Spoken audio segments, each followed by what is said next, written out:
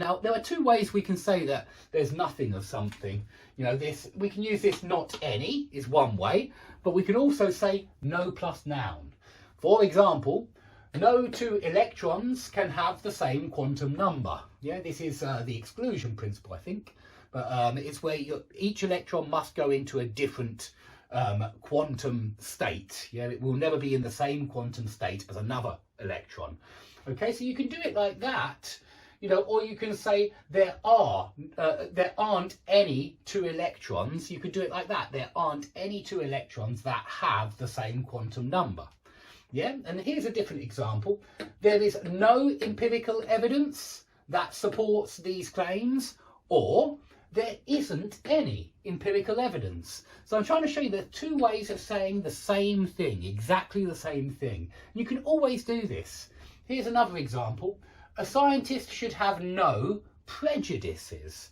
And this word prejudices, it means pre-formed opinions. And so a scientist shouldn't be doing the experiment expecting the experiment to give him a certain result. Because if he does, he will look for that result and actively encourage that result. It means that the scientist is biased in some way. Yeah, a prejudice is a bias. And of course, a scientist must try and be objective and neutral. He shouldn't have any bias. And that means bias is prejudice. It's when you prefer one result to another result. And so, of course, we shouldn't have, well, a scientist should have no prejudices. A scientist shouldn't have any prejudices. So you can see there's two ways of saying the same thing, and there always are when you want to say there's nothing of something. Okay, but back to these words here, because these are also good words. But please do remember that word prejudice is prejudge. You know, prejudge, judge too early, basically. Judge too early.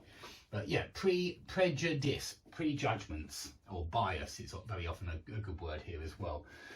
But these four words, these are both good. You know, this is positive and this is disproves, refutes, so it's negative.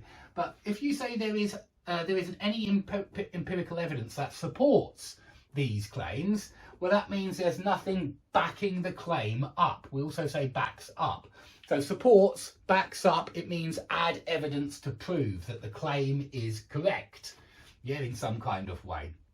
And please learn all of these words as well, like empirical evidence. That just means evidence that comes from the senses, from doing an experiment in the real world.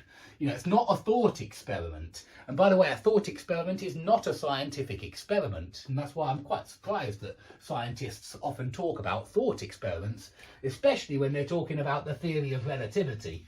They're always talking about thought experiments. Then I've noticed twins going up into space, that kind of thing. But empirical evidence is what science is all about. It's obviously what science looks at. And if the empirical evidence supports a claim or supports a hypothesis, well, then you do more experiments to see if the other experiments also support the claim, the hypothesis. And maybe the other experiments will refute the hypothesis. They'll prove it wrong. They'll disprove the hypothesis. Okay, and so if a claim is uncertain, it might be dubious, like doubtful. And you can say these doubtful claims, but dubious is more common. And dubious is from the word doubt. And so, yeah, something is dubious, it's doubtful, it's possibly incorrect.